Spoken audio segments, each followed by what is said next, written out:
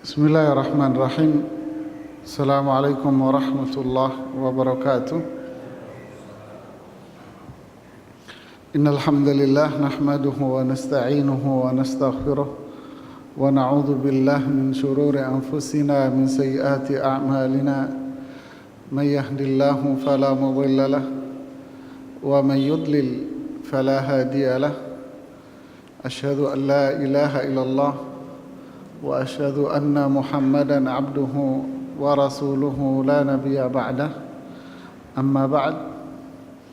Para jemaah rahimani wa rahimakumullah, hari ini kita akan mengkaji satu nikmat Allah berikan kepada kita,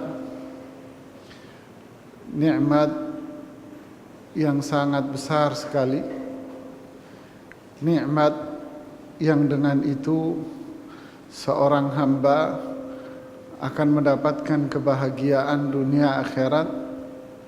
Nikmat dengan itu seorang hamba bisa terjauh dari keburukan, kebinasaan dan kesengsaraan.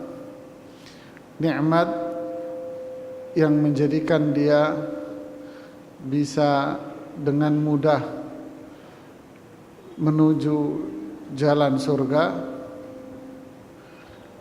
Nikmat yang dengan itu seorang hamba bisa mendapatkan ketenangan jiwa, bisa melakukan berbagai macam ibadah dengan baik.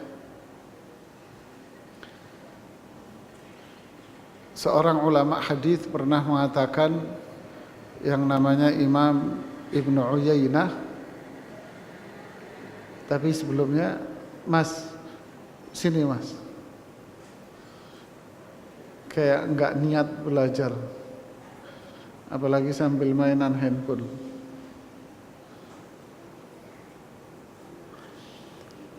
Seorang ahli hadis pernah mengatakan, namanya Imam Ibnu Uyainah, ma an'amallahu ala 'abdin minal ibad ni'matan a'zamu min la ilaha illallah, fa inna la ilaha illallah li ahli al-jannah kal ma'il barid li ahli dunya.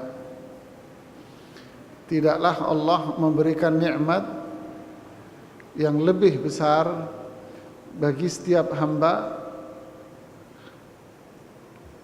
daripada nikmat la ilaha illallah. Karena la ilaha illallah itu bagi penghuni surga ibarat air dingin bagi penghuni dunia. Di sini beliau menjelaskan bahwa la ilaha illallah itu nikmat yang paling agung, nikmat yang paling besar. Tidak ada yang bisa kehausan, lapar, maka air dingin itu lebih dia butuhkan daripada yang lainnya. Ketika dia meminum air itu, maka terasa dunia itu sudah jadi miliknya dia. Itulah la ilaha illallah. Ada ungkapan lagi yang lebih menarik, sebuah perumpamaan. Di ini volumenya kebesaran ini. Dikecilin dulu volume mic-nya. Ada ungkapan bagus dari Syekh Abdul Razak bin Abdul Muhsin Al-Badr hafizahullah di buku beliau Fikih Asmaul Husna. Di buku beliau Fikih Asmaul Husna yang diterjemahkan, sebagian penerbit menerjemahkan dengan nama Fikih Asmaul Husna, Sebagian lagi menerjemahkan Ensiklopedia Asmaul Husna. Beliau mengatakan demikian, ungkapan yang luar biasa. Anna likulli bina'in asasan. Setiap bangunan itu pasti memiliki pondasi. Ya, setiap bangunan pasti memiliki pondasi.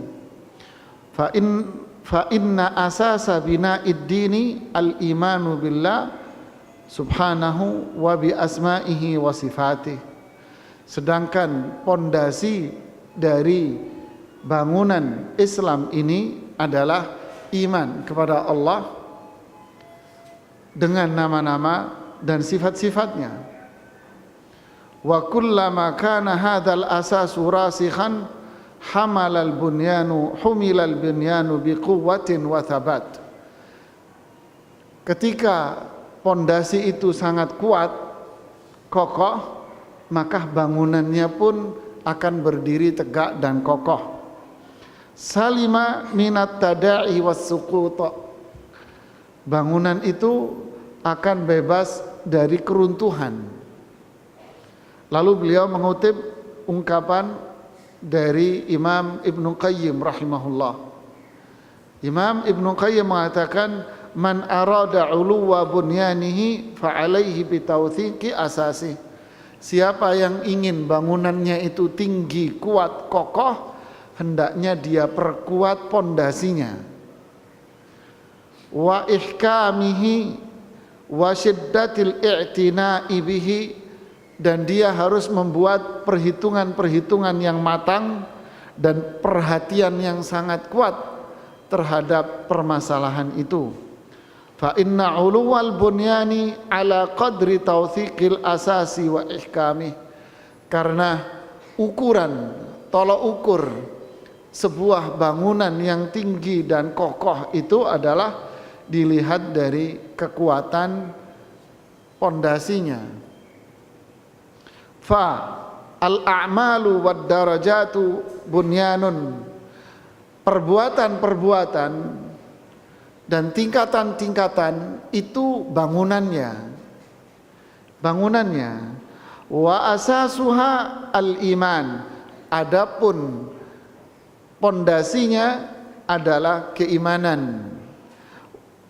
Wa mata kanal asasu wathiqan, ketika pondasinya itu kuat, hamalal bunyanu wa'tala alai, maka bangunannya pun akan berdiri tegak dan kokoh pula. Wa idza tahaddama syai'un minal bunyani sahula tadarukuh. Ketika bangunannya itu ada yang rusak, maka dengan mudah diperbaiki karena pondasinya apa? Kuat. Jadi kalau temboknya ininya rusak, itu rusak, gampang memperbaikinya. Wa idza kana al-asasu ghairu wathiqin, tapi kalau terbalik, jika pondasinya yang rusak, maka yang terjadi apa? Taqa al-bunyanu wa lam yathbut, bangunannya pun akan runtuh dan tidak memiliki kekuatan. Ini ungkapan Syekh Abdul Razak bin Abdul Muhsin, dan beliau menukil pula ungkapan dari Imam Ibnu Qayyim. Artinya para jamaah, keislaman kita ini diibaratkan seperti apa? Kayak apa? Kayak bangunan, tembok, bangunan lah. Seperti bangunan. Bangunan ini akan kuat dan kokoh seiring dengan kuatnya apanya? Pondasinya. Lah, pondasinya apa? Pondasinya itu adalah iman. La ilaha illallah. Iman kepada Allah dengan nama-nama dan sifat-sifatnya. Inilah pondasinya. Ketika masyarakat sibuk dengan bangunan, desain interior, desain eksteriornya, aksesoris-aksesoris yang ada di situ, maka sur'ana mayan hamir, maka bangunan ini akan cepat runtuh dan rusak. Percuma saja, walaupun terlihat kokoh, tapi sebetulnya dia membangun kandang ayam. Karena mereka hanya mementingkan simbol-simbolnya saja. Mereka sibuk dengan simbol, desain grafis, desain interior, desain eksterior. Ini yang mereka sibukkan. Mereka lupa yang namanya pondasinya, yaitu la ilaha illallah. Lah inilah yang harus kita pahami, dan ini yang harus kita kaji terus, kita pelajari terus. Kenapa? Karena ini asas, ini intinya Pak. Ini asasnya, ini intinya. Ini yang harus kita ikat pinggang kencang-kencang dan harus memperhatikan setiap saat.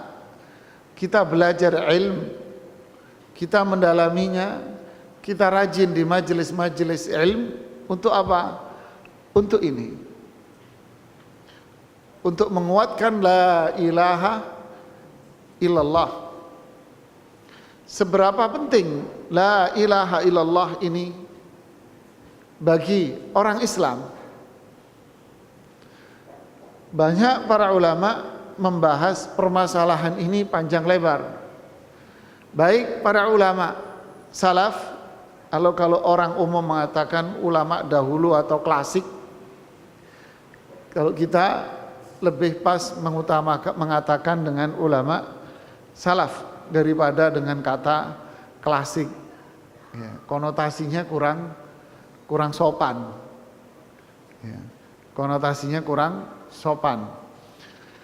Ya, baik dari para ulama salaf terdahulu, apalagi kalau yang kita maksud salaf di sini adalah sahabat, ya, tabi'in, dan seterusnya, sampai pada generasi-generasi sekarang.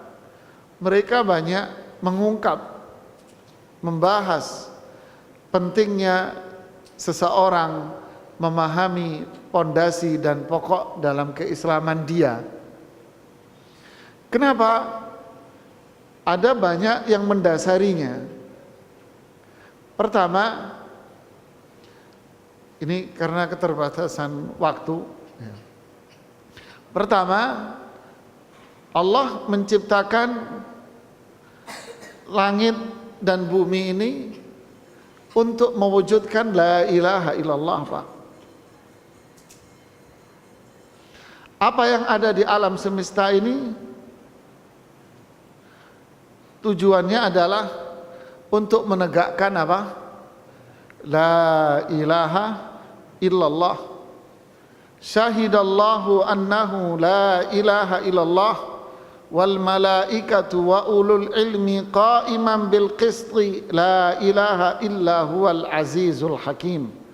Di surat Al-Imran ayat 18 Allah mengatakan, Allah bersaksi bahwa la ilaha illa huwa, tidak ada sesembahan yang benar kecuali Dia. Begitupun malaikat, begitupun orang-orang yang berilmu, semua menyaksikan dengan penuh keadilan, tidak ada sesembahan yang benar kecuali Dia yang maha mulia, maha bijaksana. Jadi semua yang ada di alam ini tujuannya adalah untuk menegakkan la ilaha illallah. Semua yang ada di alam ini. Yang kedua, Allah mengutus para rasul untuk menegakkan la ilaha illallah.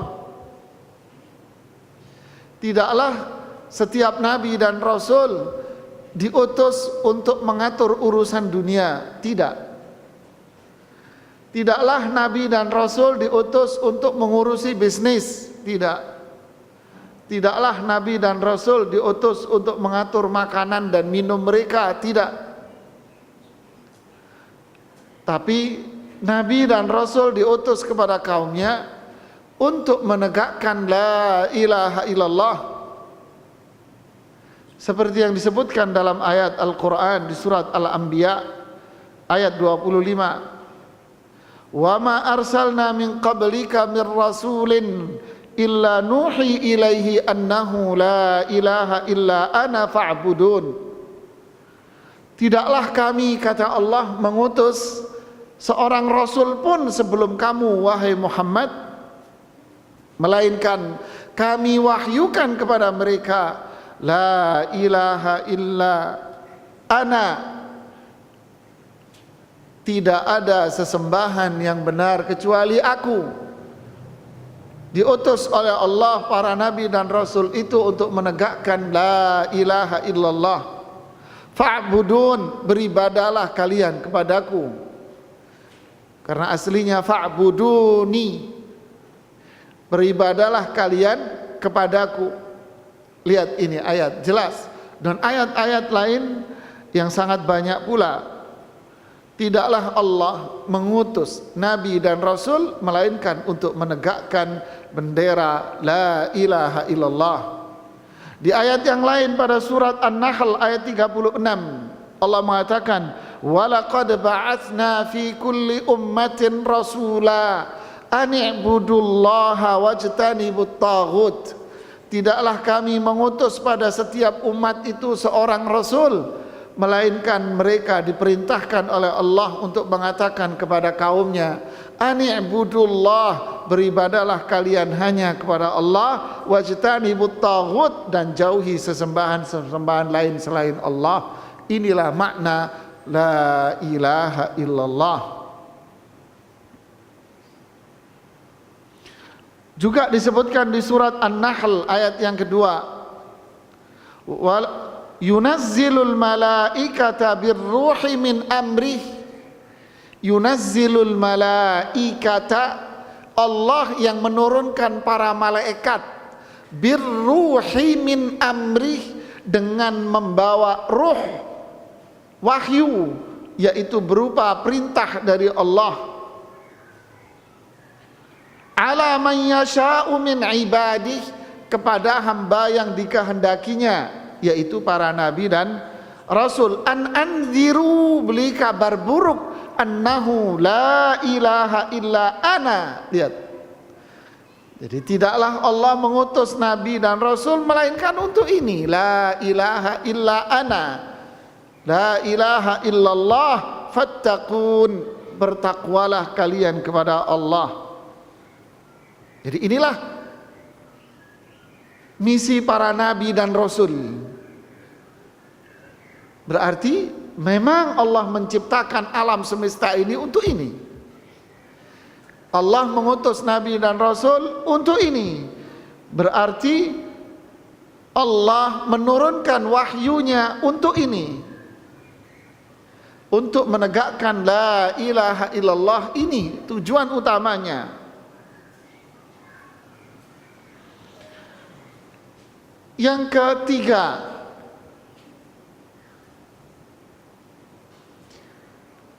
Allah menyebutkan di dalam Al-Quran bahwa la ilaha illallah ini adalah ucapan tutur kata yang paling baik.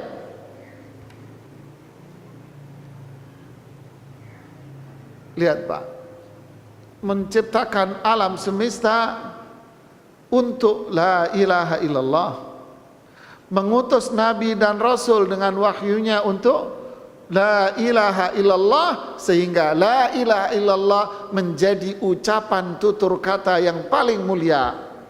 Seperti yang di surat Ibrahim ayat 24-25 yang sering kita dengar ayat ini.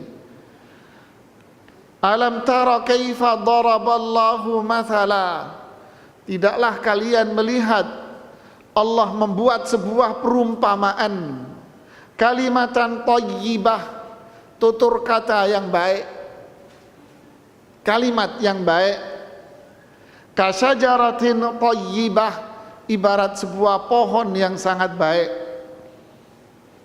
asluha thabit, akarnya sangat kuat di bawah, wa far'uha fis sama, sedangkan batangnya menjulang tinggi sampai ke langit.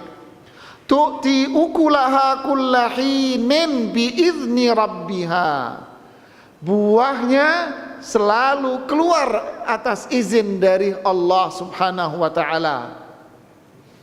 Wa yadribullahul amthala linnas, demikianlah Allah membuat perumpamaan buat manusia semuanya. La'allahum yatadzakkarun, agar mereka mengambil pelajaran. Lihat Pak, diumpamakan apa? Akar. Itu tadi yang Ibnu Qayyim katakan, Syekh Abdul Razak mengatakan bahwa ini ibarat apa? Asas, pondasi, akar kuat. Ketika akar kuatnya, akarnya ini kuat, maka batangnya akan menjulang tinggi. Lihat, inilah la ilaha illallah, tutur kata yang sangat baik. Tutur kata kalau itu diucapkan akan membangun pondasi yang kuat di dalam hati kita. Ini hebatnya dan dahsyatnya la ilaha illallah. Ini yang menjadikan fokus perhatian besar dakwah Rasulullah SAW dan para sahabat. Mereka ketika berdakwah, ekspansi dakwah, menyebarkan Islam kemana-mana, mereka selalu membawa panji Islam, membawa bendera Islam, la ilaha illallah. Karena ini tugas Rasulullah SAW, dan para ulama lah yang melanjutkan estafet tugas dakwah ini. Dan inilah tutur kata ucapan yang paling mulia. Yang keempat,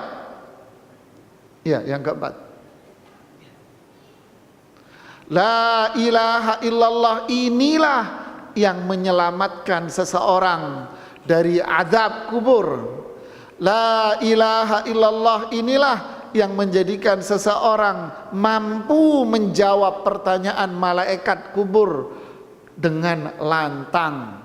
Berarti apa? Ini yang menghantarkan seseorang untuk mendapatkan surga. Yuthabbitullahu alladhina amanu bil qawli tsabiti fil hayatid dunya wa fil akhirah wa yudhillullahu adh-dhalimin wa yaf'alullahu ma yasha. Lihat ayat ini Pak. Yuthabbit, apa artinya yuthabbit? Apa? Dikokohkan, dikuatkan hati kita. Kayak apa tadi? Pondasi, akar. Dikokohkan, dikuatkan. Siapa yang mengkokohkan dan menguatkan? Allah. Dikokohkan dengan apa? Fulus? Enggak Pak. Harta? Enggak Pak. Tapi dikokohkan oleh Allah orang-orang beriman dengan al-qaul tsabit, dengan ucapan yang kokoh, ucapan yang kuat sekali.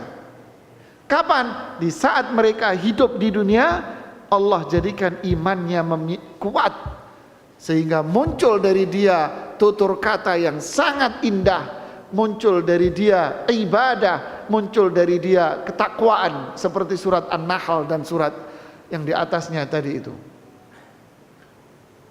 Allah kokohkan dia. Lalu fil akhirah, di akhirat, disebutkan dalam hadis Al-Bara bin Azib, diriwayatkan oleh Imam Abu Dawud, Imam Ahmad, bahwa yang dimaksud dengan yaumul akhir ini apa? Di saat dia sakratul maut, Allah kokohkan dia. Di saat sakratul maut, Allah mudahkan dia untuk mengucapkan la ilaha illallah. Lalu dia wafat dengan menutup hidupnya dengan la ilaha illallah. Lalu di saat malaikat datang untuk bertanya, menanyakan kepada dia pertanyaan kuburan, fitnah kubur, Allah pun kokohkan dia dengan menjawab pertanyaan-pertanyaan malaikat itu dengan baik. Inilah la ilaha illallah. Nikmah, kata Ibnu Uyainah tadi apa? Nikmah yang paling besar yang Allah berikan kepada kita. Menarik, Allah mengatakan di sini apa? Wa yudhillullahu dzalimin. Allah akan menyesatkan orang-orang zalim yang apa? Yang menyia-nyiakan la ilaha illallah. Allah akan menyia-nyiakan, Allah akan menyesatkan, menyengsarakan, menghinakan, menjadikan kehidupan dia penuh dengan sengsara mereka yang menyia-nyiakan la ilaha illallah. Dalam hal apa? Dalam hal iman, amalnya, merendahkannya. Tidak ada dalam kehidupan dia pondasi la ilaha illallah. Allah jadikan dia hidupnya sesat, sengsara, binasa, merugi. Wal'iyadhu billah. Inilah la ilaha illallah. Yang ke berapa? Yang kelima, Allah jadikan la ilaha illallah ini sebuah tali ikatan yang sangat kuat menghubungkan antara hamba itu yang memiliki pondasi la ilaha illallah kuat, menghubungkan dia dengan Allah. Tali al-urwatul wuthqa, ikatan tali yang sangat kuat antara dia dengan Allah subhanahu wa ta'ala. Apa dasarnya? Dasarnya adalah ada di surat Al-Baqarah 256 dan di surat Luqman ayat 22. Di surat Al-Baqarah ayat 256 Allah mengatakan, "Faman yakfur bit-taghut wa yu'min billah faqad istamsaka bil urwatil wuthqa lan fisama laha." Siapa yang kufur, mengingkari sesembahan-sesembahan selain Allah dan dia beriman hanya kepada Allah, inilah makna la ilaha illallah, faqad istamsaka bil urwatil wuthqa, maka dia telah berpegang dengan tali yang sangat kuat sekali. Di surat Luqman 22 bunyinya, wa man yuslim wajhahu ilallahi wa huwa muhsin faqad istamsaka bil urwatil wuthqa. Siapa yang berserah diri dengan hatinya dan jiwanya hanya kepada Allah, mengikhlaskan dirinya dan jiwanya hanya kepada Allah, lalu dia berbuat ketaatan kepada Allah, faqad istamsaka bil urwatil wuthqa, maka dia telah berpegang erat sekali, kuat sekali dengan tali ini. Itu makna la ilaha illallah. Luar biasa, Pak. Yang nomor berapa? 6. Ya, yang nomor 6. La ilaha illallah adalah susunan kalimat.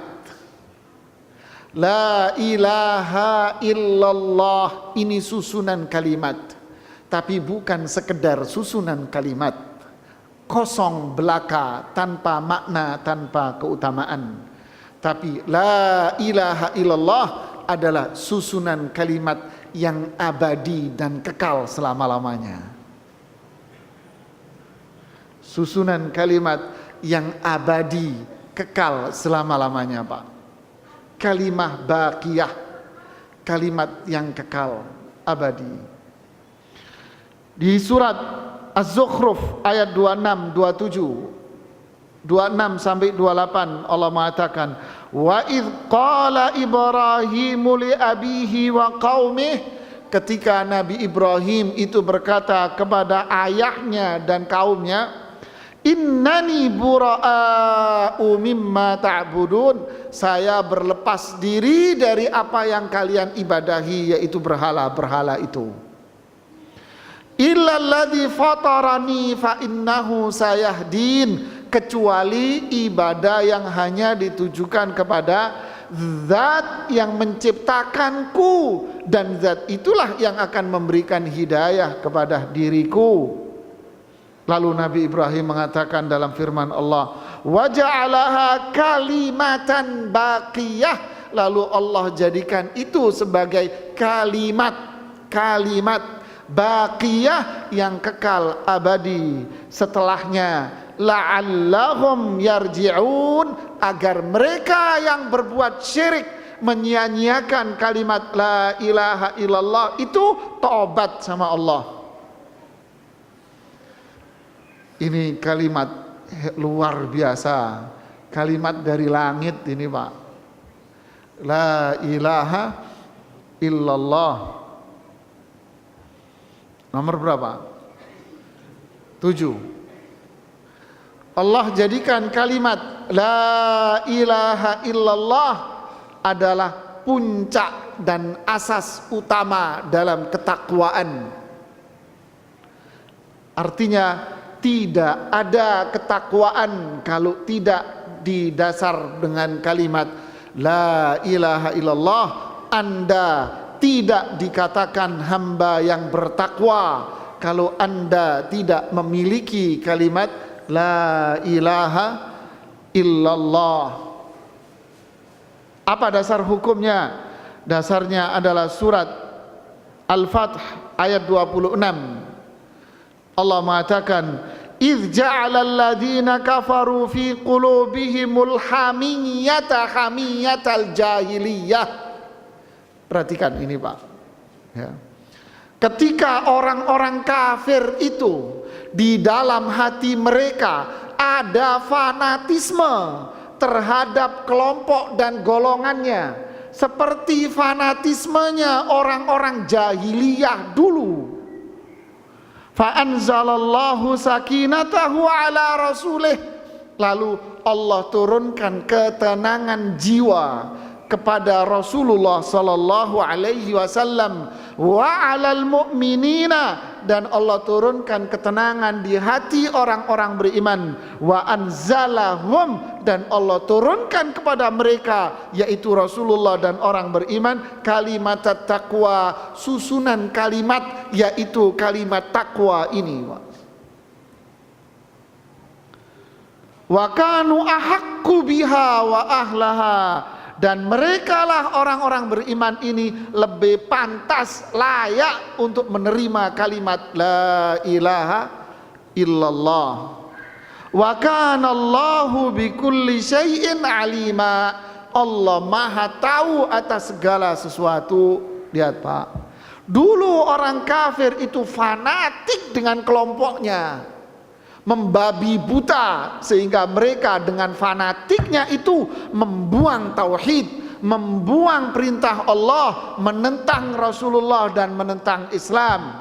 Adapun Rasulullah dan orang-orang beriman, tidak, Allah berikan ketenangan di hatinya sehingga mereka menerima kalimat yang Allah turunkan kepada mereka di hatinya dengan lapang dada, kalimat takwa, sehingga mereka menjadi orang-orang yang layak untuk dikatakan sebagai orang bertauhid dan orang bertakwa.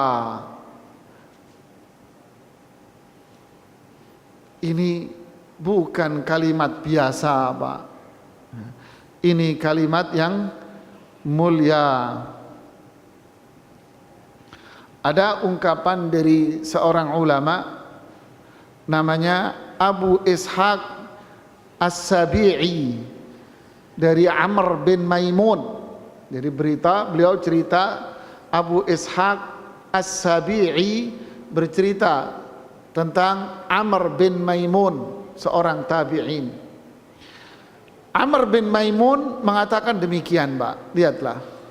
Ma takallaman nasu bi syai'in afdal min la ilaha illallah.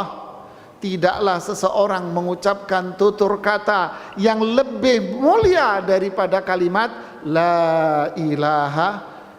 Ini kalimat mulia, la ilaha illallah.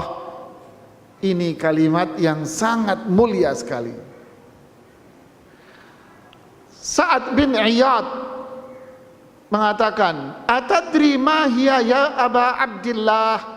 Sa'ad bin Iyad bertanya kepada Amr bin Maimun, "Apakah kamu tahu kalimat apa itu wahai Abu Abdullah?" Panggilannya, "Hiya wallahi kalimatut taqwa." Sa'ad bin Iyad menjawab pertanyaannya beliau sendiri, kalimat la ilaha illallah yang menjadi tutur kata yang paling indah itu adalah kalimat taqwa yang Allah tetapkan di hati Rasulullah SAW, dan beliaulah yang paling berhak untuk mendapatkan kalimat ini serta orang-orang beriman yang lainnya.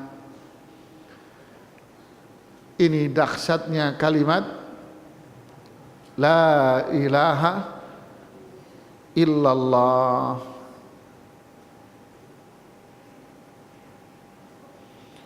Yang nomor berapa? Nomor 8 ya. La ilaha illallah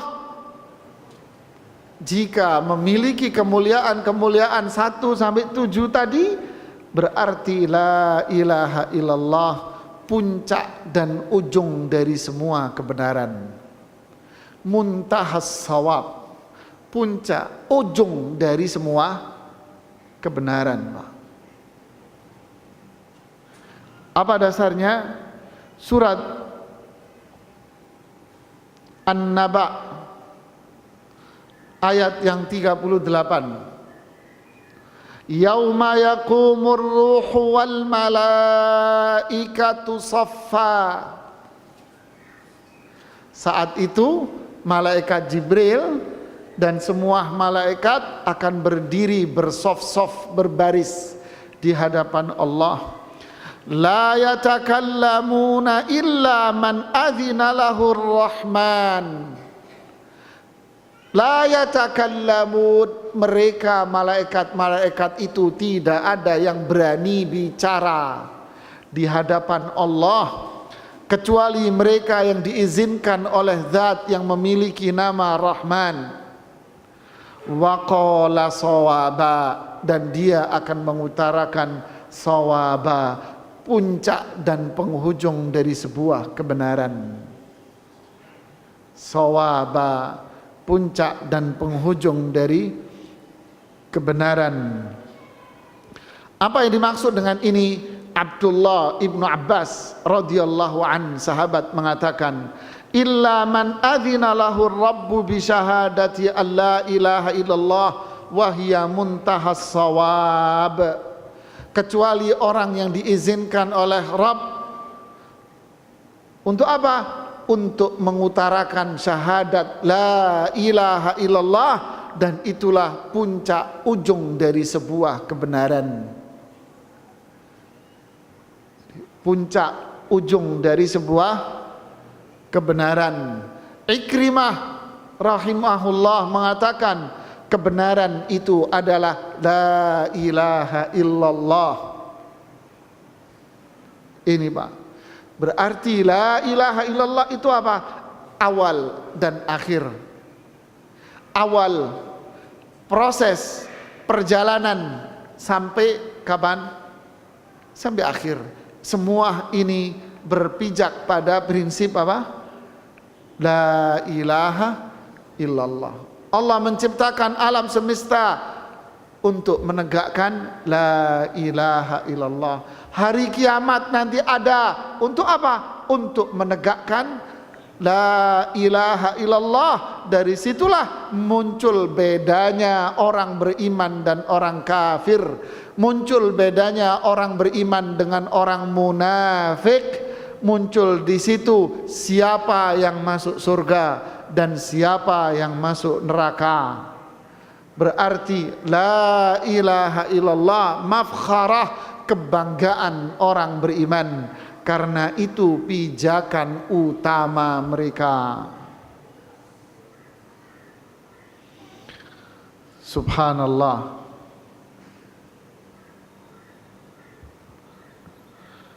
Yang nomor 9,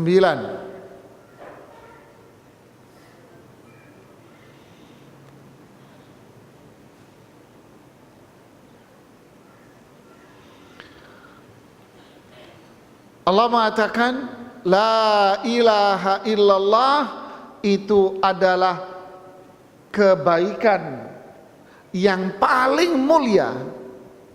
Tidak ada kebaikan yang lebih mulia lagi di atas dari la ilaha illallah, tidak ada. Karena apa? Karena yang paling mulia dari semua kebaikan-kebaikan itu adalah la ilaha illallah. Ini puncak kebaikan.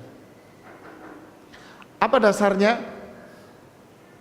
Dasarnya surat An-Naml ayat 89. Allah mengatakan, "Man jaa'a bil hasanati falahu khairun minha." Siapa yang melakukan hasanah kebaikan, maka dia mendapatkan pahala yang lebih besar dari itu. Apa yang dimaksud dengan kebaikan di sini? Melakukan kebaikan di sini, mari kita pergi kepada penafsiran para sahabat dan tafsir para tabi'in tentang melakukan kebaikan di sini.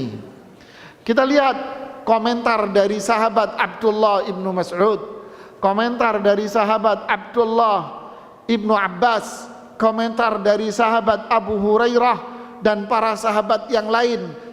Para sahabat-sahabat yang dijamin surga ini mengatakan, yang dimaksud dengan ayat surat An-Naml ayat 89 bahwa siapa yang melakukan kebaikan, yang dimaksud dengan kebaikan di sini adalah la ilaha illallah, seperti yang diriwayatkan oleh Imam At-Tabrani.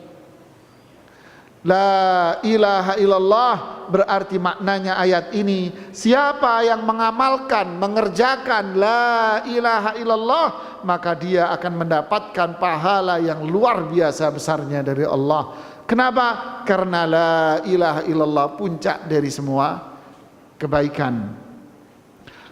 Kita lihat lagi komentar dari tabi'in, generasi setelah sahabat. Ikrimah rahimahullah mengatakan, mengomentari surat An-Naml ayat 89, siapa yang melakukan kebaikan, yang dimaksud kebaikan ini adalah qaulu, ucapan la ilaha illallah, ucapan la ilaha illallah, lahu minha khair, bagi dia atas kalimat itu kebaikan. Li'annahu la syai'a khair, karena tidak ada sesuatu yang lebih baik daripada kalimat la ilaha illallah. Ini luar biasa.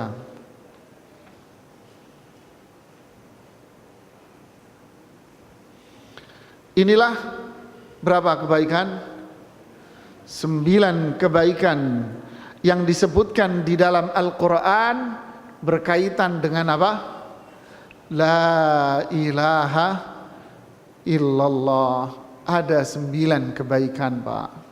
Berarti kalau kita simpulkan la ilaha illallah itu adalah kunci surga.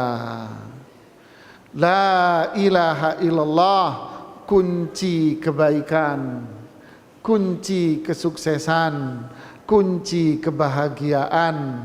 La ilaha illallah ini amalan yang paling mulia, yang harus terus kita pelajari, kita berpegang teguh dengannya.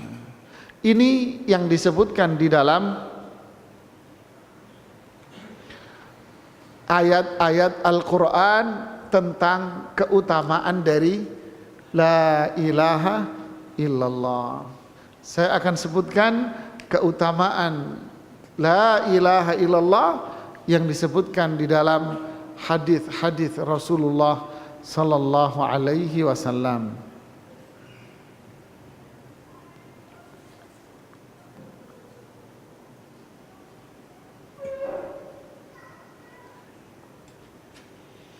Yang pertama, keutamaan la ilaha illallah yang disebutkan dalam hadis.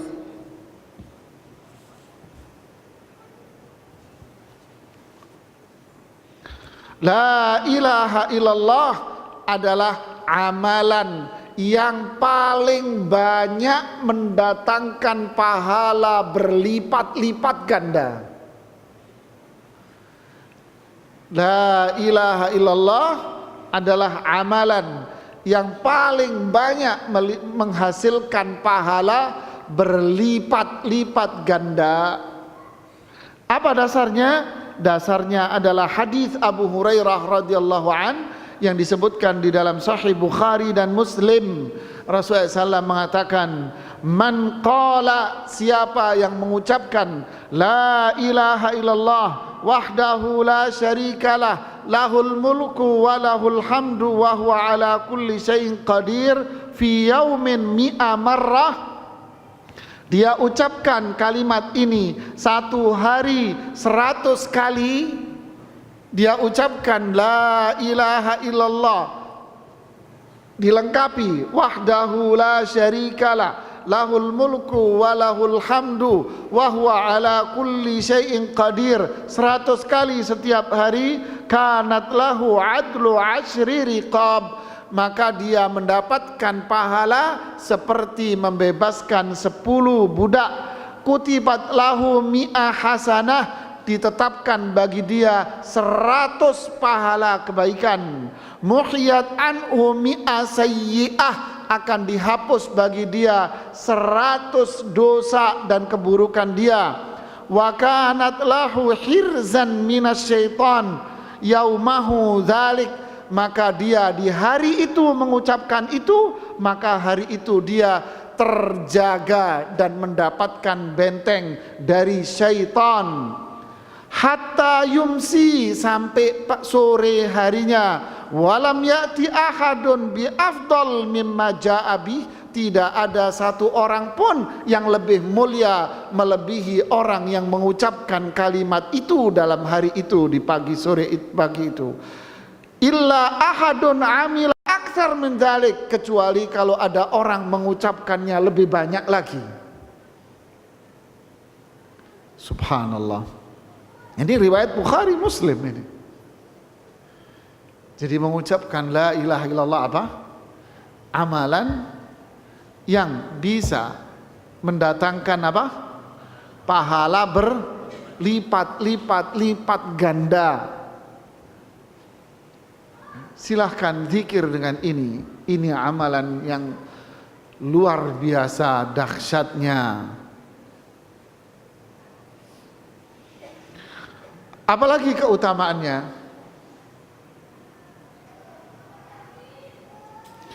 La ilaha illallah. Yang kedua, zikir paling mulia yang diucapkan oleh para nabi dan rasul. Zikir paling mulia yang diucapkan oleh nabi dan rasul. Apa dasarnya? Dasarnya adalah hadis Rasulullah sallallahu alaihi wasallam yang diriwayatkan oleh Imam At-Tirmidzi dari sahabat Abdullah ibnu Amr, dan hadis ini dinyatakan hasan oleh Syekh Al-Albani rahimahullah dalam buku beliau serial hadis-hadis yang sahih. Redaksi hadis Rasulullah SAW ini berbunyi, afdal ma qultu ana wan nabiyuna asyiyata Arafah. Perhatikan, kalimat yang paling mulia yang aku ucapkan. Lihat kalimat ini, redaksi ini ya. Kalimat yang paling mulia yang aku ucapkan dan diucapkan oleh para nabi dan rasul dulu di saat mereka berada di Arafah. La ilaha illallah wahdahu la syarikalah lahul mulku wa lahul hamdu wa huwa ala kulli syai'in qadir. Ini kalimat paling mulia yang dijadikan zikir oleh Rasulullah SAW dan para nabi dan rasul terdahulu. Subhanallah, sungguh besar nikmat la ilaha illallah bagi orang siapa? Bagi orang siapa? Orang Islam, Pak, yang pandai menghormati dan menghargai, lalu menjunjung tinggi, kemudian mempelajari, mengamalkan la ilaha illallah. Nomor berapa? Nomor 3. La ilaha illallah menjadikan timbangan amal dia lebih berat ke la ilaha illallah daripada dosanya, Pak. Ya, kita tahu setiap diri kita ini tidak ada yang luput dari yang namanya pasti kita akan berbuat dosa, itu pasti, Pak. Sengaja nggak disengaja kita pasti berbuat dosa.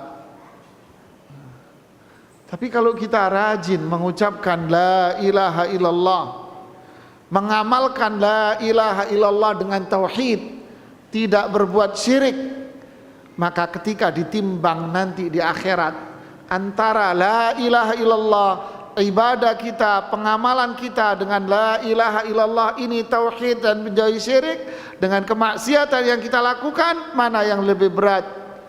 Mana yang lebih berat? Yang lebih berat adalah la ilaha illallah, ini berat, Pak. Artinya apa? Maknanya apa? Menjadikan dosa-dosa ini diapain? Diampuni. Subhanallah.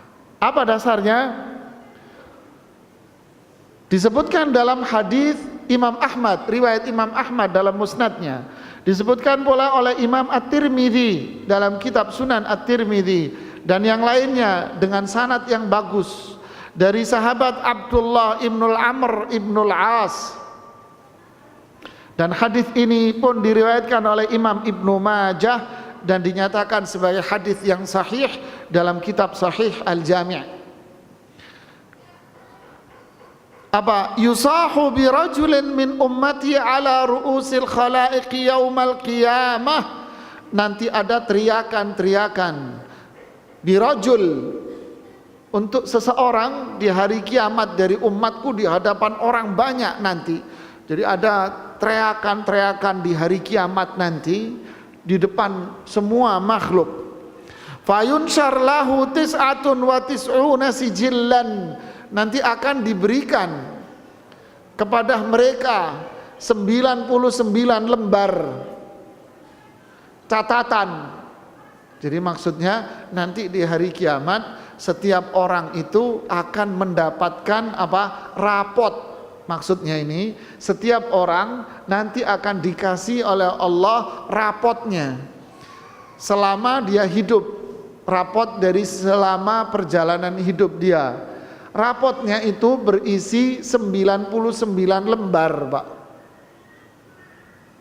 Kullu sijillin min hamaddal basar. Setiap lembarnya itu lebarnya sepanjang mata memandang.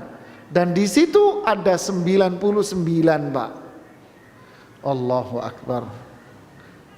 Tsumma yaqulullahu ta'ala, lalu Allah berfirman kepada hamba itu, atunkiru min hadza syai'. Adakah dari satu dosa yang dicatat di 99 lembar ini yang kamu ingkari, enggak kamu akui? Tentu dia akan mengatakan, la ya Rabb, tidak ada yang saya ingkari, saya percaya semua. Di depan Allah mau ngingkari apa? Fayaqul alaka uzrun aw hasanah. Kamu punya alasan? Mau beralasan? Atau kamu punya kebaikan? Fayahabar rajulu fayaqul, maka dia penuh dengan ketakutan dan dia mengatakan, tidak ya Rabb, saya enggak punya uzur, enggak berani uzur di depan Allah. Lalu Allah mengatakan, bala innalaka indana hasanah. Kamu punya kebaikan sebetulnya. Karena takut, kamu punya kebaikan sebetulnya.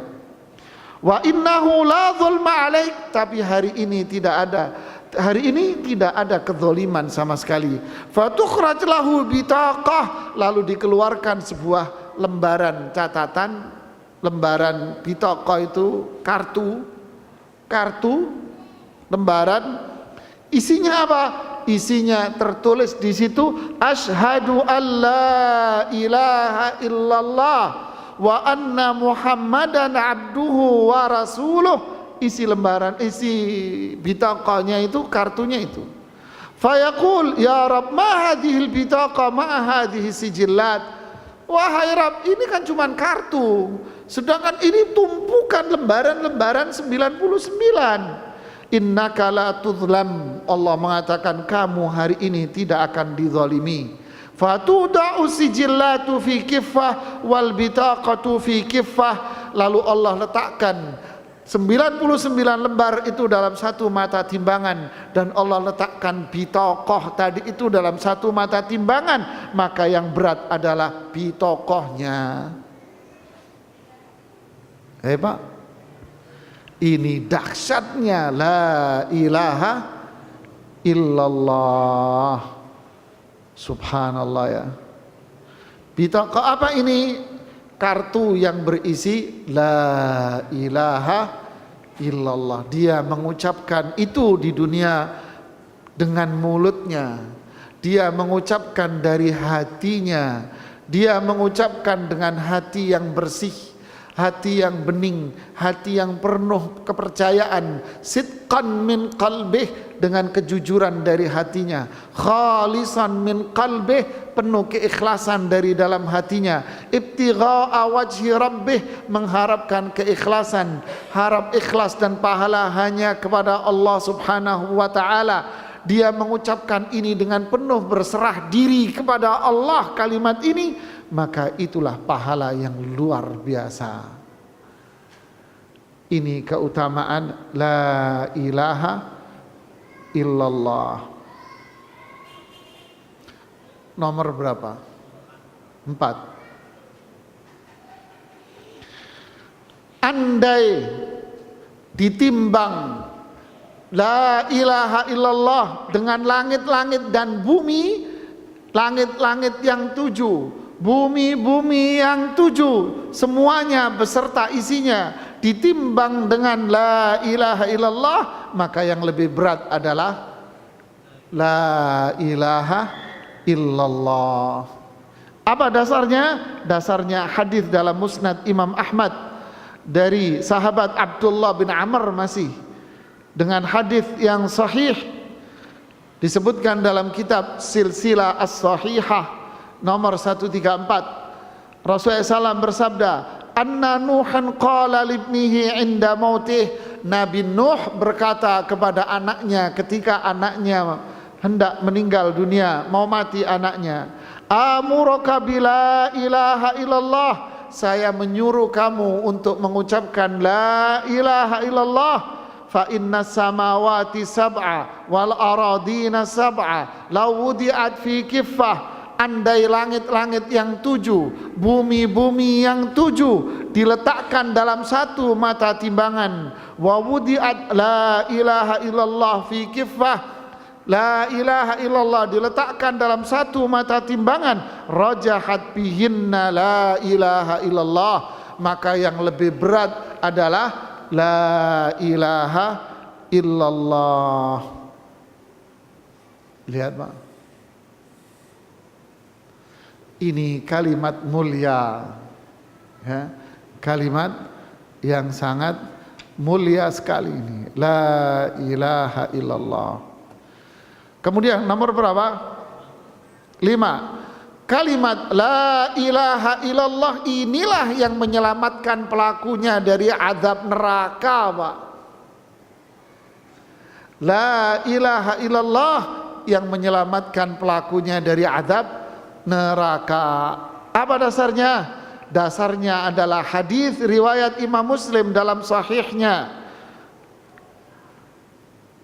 bahwa Nabi SAW mendengar seorang muadzin mengucapkan dalam azannya, asyhadu an la ilaha illallah. Muadzin mengucapkan itu. Kemudian Rasulullah setelah mendengar kalimat adzan ini, beliau mengomentarinya dengan mengatakan apa? Kharaja minan nar, dia akan keluar dari azab neraka.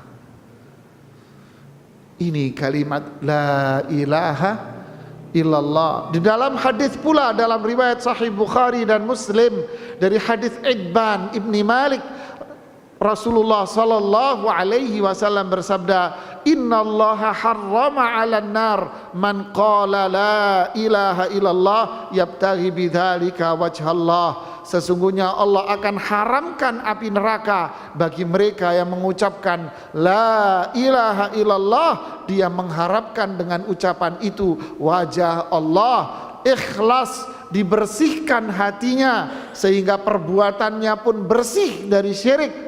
Dengan ucapan la ilaha illallah itu, maka Allah akan haramkan api neraka dari tubuh dia. Ini riwayat-riwayat yang bisa kita lihat berkaitan dengan dahsyatnya la ilaha illallah bagi orang Islam.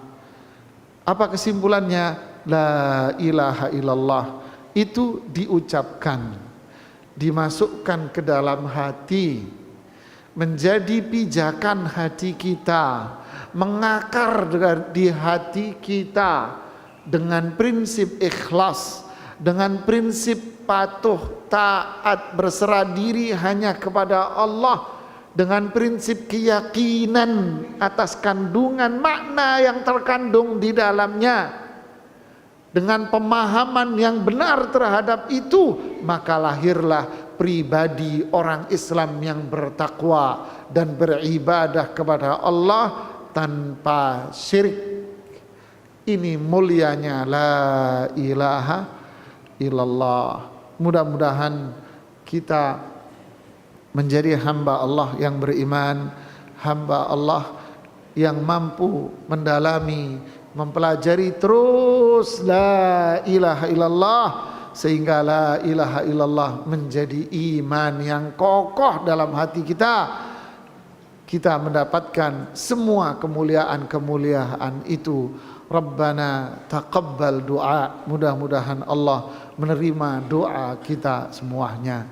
Ini yang bisa saya sampaikan, mudah-mudahan bermanfaat buat saya dan kita semuanya. Wallahu a'lamu bissawab. Silahkan bagi mereka yang mau, jamaah yang mau tanya, masih ada waktu berapa menit?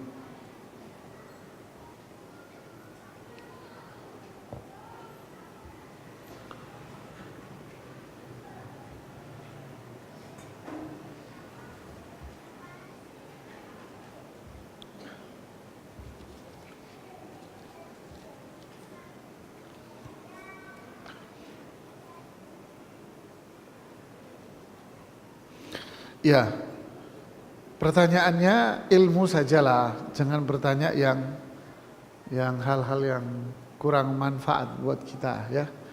Masalah ini, masalah pembakaran bendera, saya kira dengan ceramah yang 1 jam 15 menit ini Anda sudah bisa menyimpulkan sendiri, sehingga Anda nggak perlu nanya-nanya masalah begituan.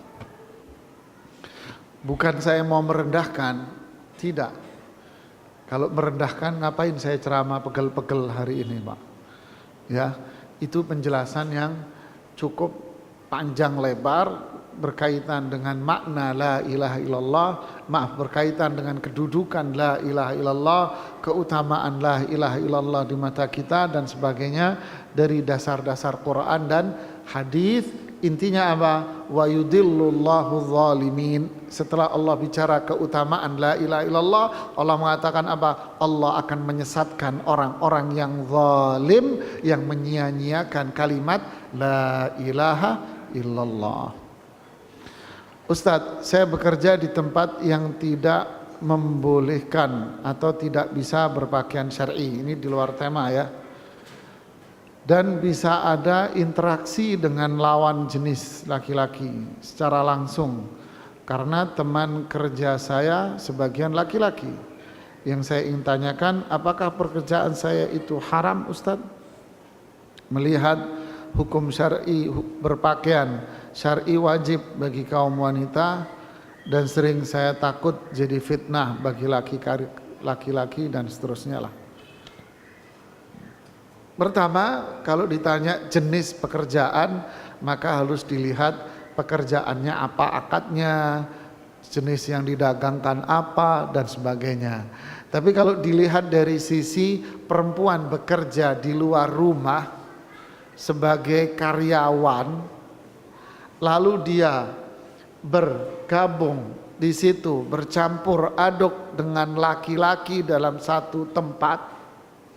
Posisi yang kedua, dia menggunakan pakaian-pakaian yang tidak syar'i, maka ini sama saja berada di kandang harimau macan yang lapar, Pak.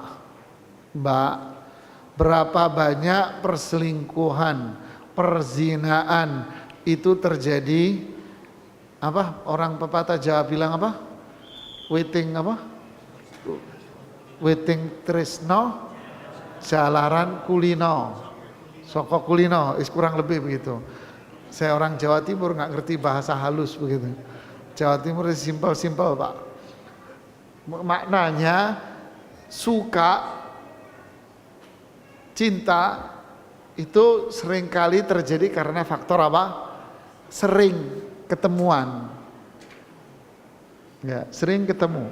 Walaupun dia sudah punya suami, sudah punya istri di rumah, tetap kaidahnya dalam fikih, dan ini kaidah muttafaq alaih yang disepakati oleh para ulama, darul mafasid muqaddam ala jalbil masalih, menolak keburukan-keburukan itu lebih diutamakan daripada mendapatkan manfaat. Yang kedua, ikhtilat laki perempuan dalam satu tempat itu haram.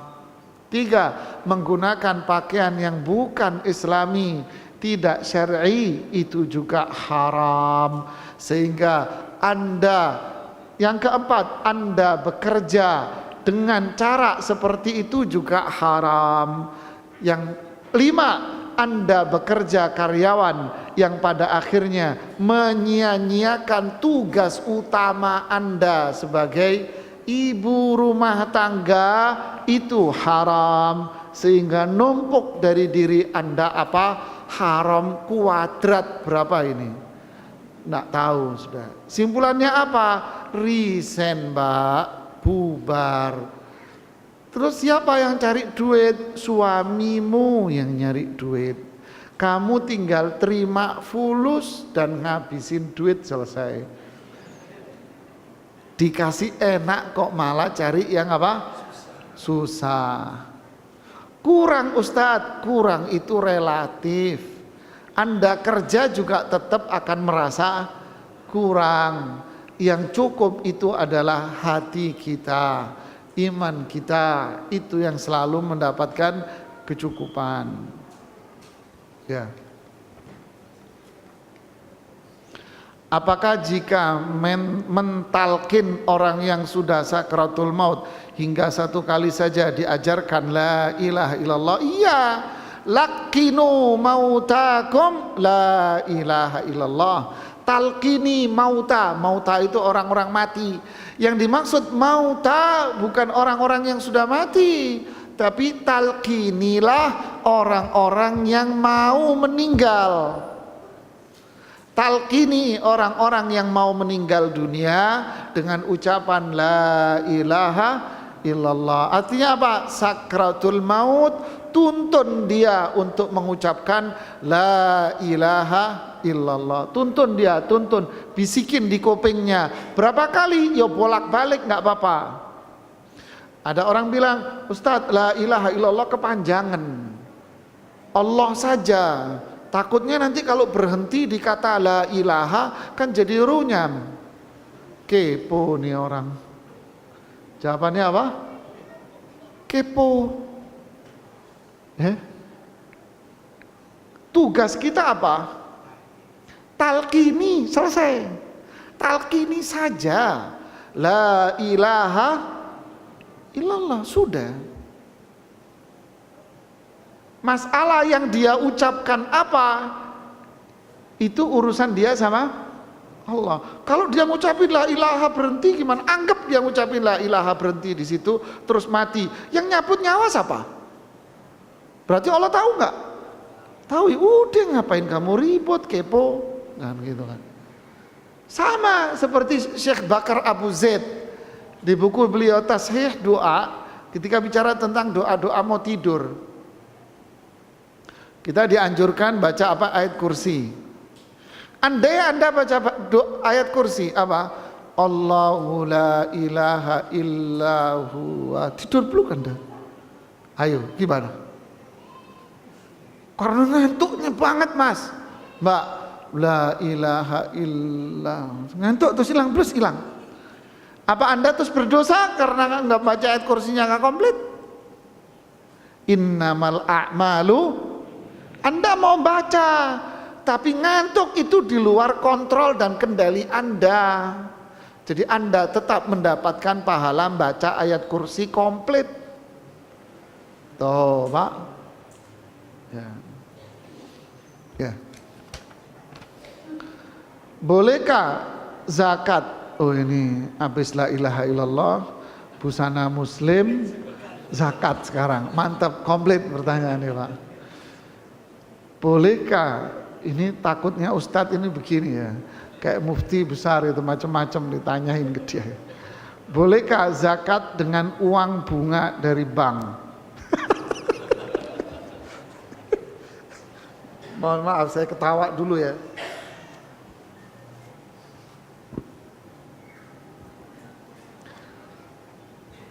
Ini rupanya yang nanya ini belajar ilmu biologi dan fisika, sehingga dia lagi melakukan proses pengolahan dan pemanfaatan sampah. Bisa menjadi barang berharga. Mungkin sehingga dia berpikir bunga bisa dizakatin.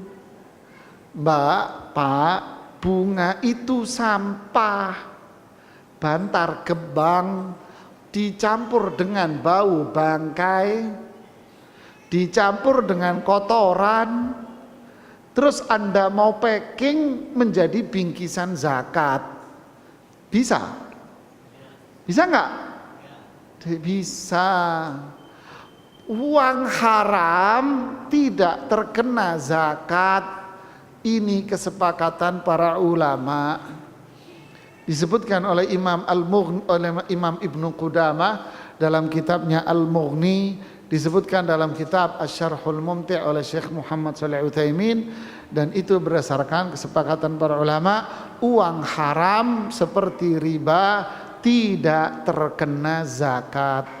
Uang hasil nyolong tidak terkena zakat. Uang hasil korupsi tidak terkena zakat. Kalau dia alhamdulillah harta gue gak kena, silahkan Anda seneng ya, seneng, oh enggak apa-apa Pak. Kenapa? Karena duitmu itu bantar gebang ya.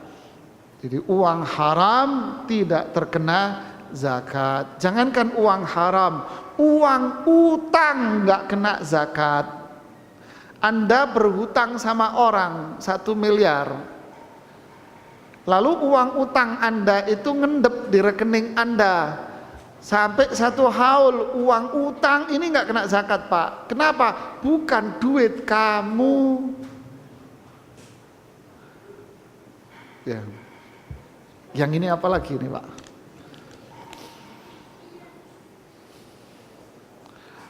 Mohon penjelasan tentang kaidah tauhid tentang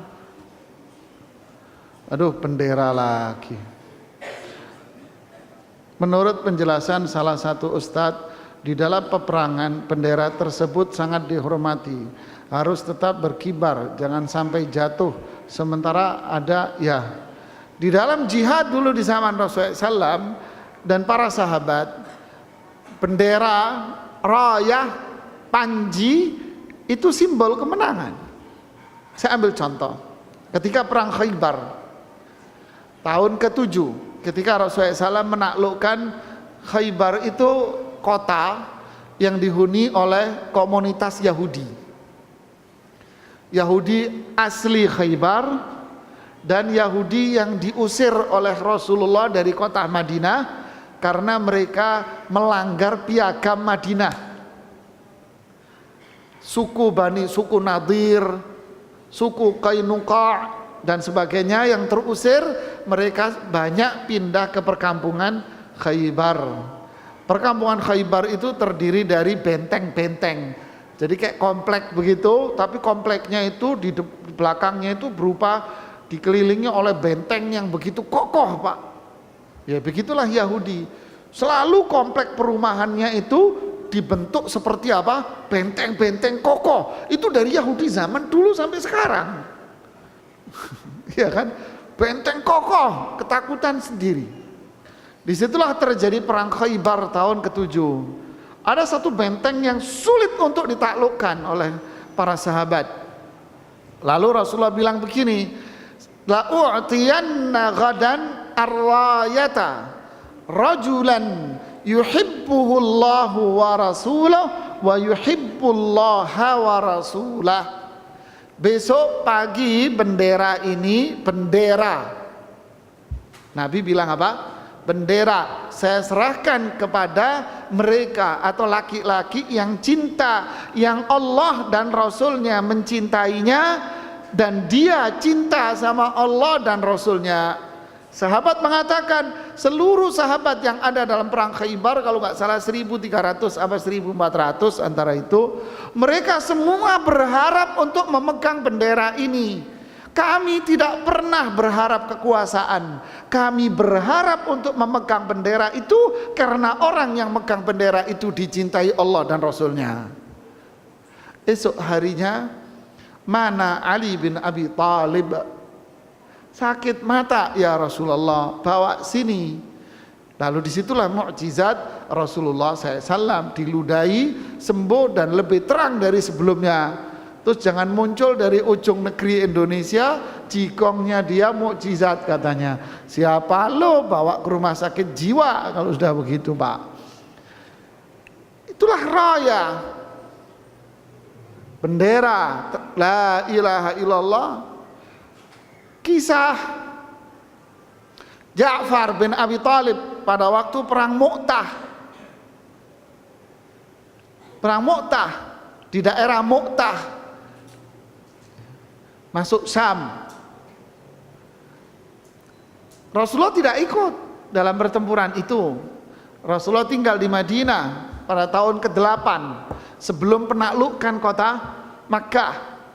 Sebelum menaklukkan kota Makkah, jumlahnya 3.000. Beliau mengatakan yang jadi komandan perang dalam pertempuran ini adalah Zaid bin Harithah. Jika Zaid terbunuh, maka bendera peperangan ini, karena kalau bicara bendera berarti tombak kepemimpinan, komando kepemimpinan. Bendera peperangan ini dipegang oleh Ja'far bin Abi Thalib, kakaknya Ali bin Abi Thalib. Jika Ja'far terbunuh, dipegang oleh Abdullah ibnu Rawahah. Jika Abdullah terbunuh, maka pilihlah komandan perang dari kalian. Zaid radhiyallahu an terbunuh syahid. Ja'far bin Abi Thalib berperang dengan begitu dahsyatnya, akhirnya tangan beliau dipenggal oleh musuh Romawi, lawan Romawi, ya, jumlahnya 200.000, Pak. Melawan berapa? 3.000, Pak. 3.000 ngelawan 200.000. Satu suruh ngalahin berapa? 600. Zaid terbunuh syahid, dipegang oleh Ja'far. Ja'far berjihad luar biasa sehingga tangan beliau dipenggal dari belakang. Maka beliau harus memegang bendera itu dengan tangan satunya. Dipegang tangan satu beliau sambil berjihad. Akhirnya tangan yang ini, yang satunya dipenggal pula oleh musuh, sehingga bendera itu dipegang oleh beliau dari sisa tangan beliau dari penggalan itu, yang akhirnya beliau ditusuk dan bendera langsung diambil oleh Abdullah ibnu Rawahah. Rasulullah dengar berita terbunuhnya Ja'far sebagai syahid di Madinah, wahyu tentunya. Rasulullah bilang apa? Allah telah mengganti kedua tangan Ja'far yang terputus itu dengan sayap. Dengan kedua sayap itu Ja'far bisa terbang di surga kemanapun yang beliau inginkan. Ini cerita bendera yang dipegang para sahabat. Wallahu a'lam. Habis soalnya, alhamdulillah. Ada lagi yang mau nanya? Kurang 9 menit. Saya kira cukup sampai di sini. Ini yang bisa saya sampaikan. Mudah-mudahan menambah pemahaman kita. Sebetulnya masih panjang kajian ini tentang apa itu makna la ilaha illallah, konsekuensinya apa, kemudian buah dari la ilaha illallah itu apa jika dalam masyarakat kita hanya bicara dari sisi keutamaan dari kalimat la ilaha illallah saja. Ini yang bisa saya sampaikan. Mudah-mudahan manfaat buat saya dan kita semuanya. Kita tutup dengan doa kafaratul majlis. Subhanakallahumma bihamdik asyhadu an la ilaha illa anta astaghfiruka wa atubu ilaik. Assalamualaikum warahmatullahi wabarakatuh.